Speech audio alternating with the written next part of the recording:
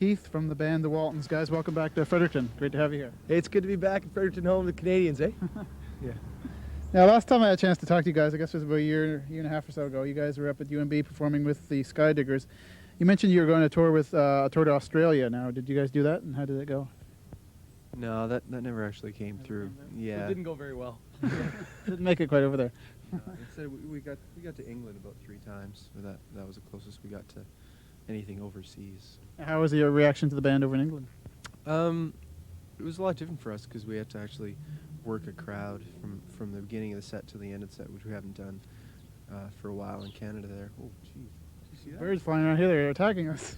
So it was an interesting experience. Very conservative. Now, how's the tour going now? This is, I guess, your first headline tour across Canada, is it? No, it's about our 12th. Oh, really? Okay, you've done a few. We've never really been out east. We haven't played here as well, we did play here as a headliner last time, didn't we? No, this is our first time as a headliner in Fredericton. The Skydiggers, I remember last time you guys played. Yeah, we toured out here with the Skydiggers.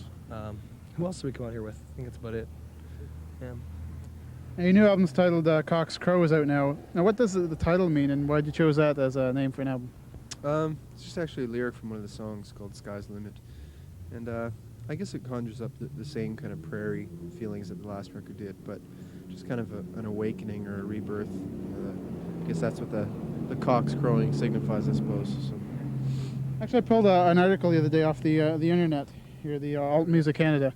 It's about you guys. I guess a girl named Myra Loffier from Toronto. It goes, I was lucky enough to catch the Waltons on Monday night at Ultrasound in Toronto. They were amazing, I have to say. I was converted on Monday night. I have Cock's Crow, but before Monday I really didn't know what to think of it. I was having a hard time getting into it, but not anymore. After seeing them live, I have a new understanding of the album.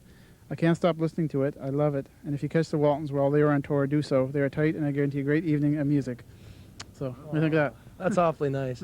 That's true, though, about the band. I mean, if you come out and see us play, you sort of get what we're all about. You get you get all the things that you come to expect from a Waltons show. And what's the music scene like now in Regina? I don't know. I haven't really been back for a long time. I mean, the scene that was going on when we lived there about 4 years ago was there's only about 3 or 4 bands that were really doing it seriously. So now I'm not really sure. There's one band called Bluebeard that's supposed to be coming up that all the majors are after, but other than that, I don't know. Where are you guys based out of now? Kind of Toronto. I'm actually living in Moose Jaw, but the rest of the guys are Toronto based. Now, was much music playing your videos at all? Oh, yes. Well, not a lot, but they are. Enough, yeah, enough to... Regular rotation? Regular, yeah. It's videos and us don't really go hand in hand. So do you like making videos at all? Or? No. No? Why is that? Because it's posing. It's pretending. It's just pretend. Actually, the last one we made, End of the World, was probably the most fun we've had making a video. But for the most part, it's hard not to feel kind of foolish when you're up there.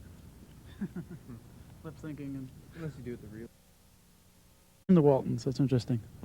Well, I guess nowhere else but the TV show. TV show, I think it was more we needed a name for a band because we just started and we needed a name for the poster. So it's like, okay, what are we going to do? Somehow that got in there. Now, did you guys grow up in musical families at all? Kind of, yeah. My parents are both musical. They're music lovers mostly. Hey, Bryce! Okay. Any advice you guys could give to like a local band? Like, what do you find to be the biggest obstacle right now in the music industry? Biggest obstacle, probably thinking that you have to get a major record deal. If you're going with that attitude, then you're kind of limiting yourself as what you can do. I think the best thing you can do is make an independent CD and get the money from however you can and put it out. And it's just such a help in getting gigs and getting anything happening for your bands just to have the product out. So. It's interesting because I was just talking to a Slick Toxic who are playing next door tonight, and they said the exact same thing. You know, you don't need a big label. Independence just is fine. Yeah, well, you think that once you're on a major label that everything changes and the work's done, but I think the work just is starting when you finally sign with a major. So. I think also one of the obstacles young bands have is feeling like they have to, I don't know, be something that they're not in order to make it. You know, and just keeping sight of your focus, just keeping focused in general and believing in yourself and just sacrificing everything for the music. It's kind of a hard thing to do, but when you want to be in a band, you got to kind of be in a band, and that's about it, because it takes a lot of time to travel across the country and try and get out of your hometown as much as possible too. Just try and play live as much as possible, and don't worry about money and riders and buses and all that, because that's just really a frivolous waste of time. How about the U.S.? Have you had anything released in the States yet? Yeah, our last record was out in the U.S. and How did it do?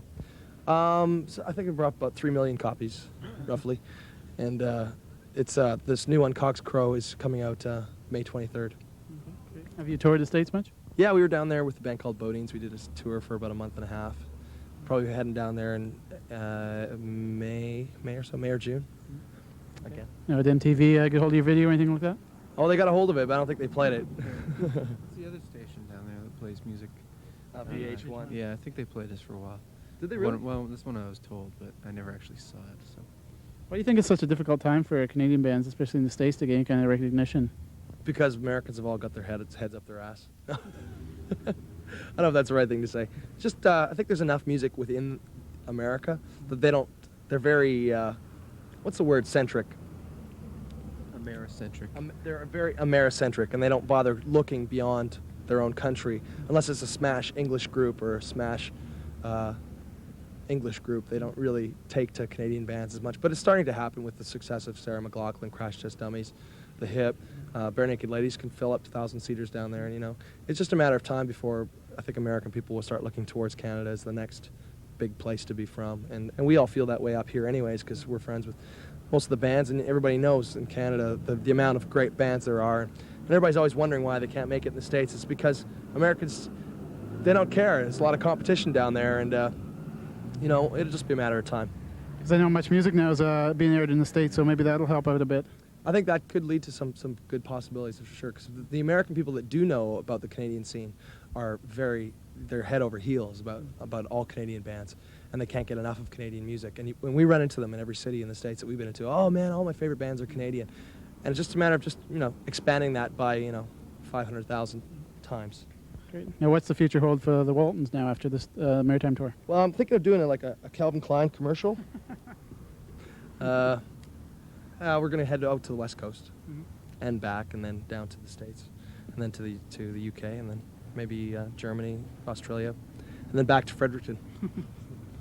Okay, very best of luck with the tour and the band, guys. The Waltons.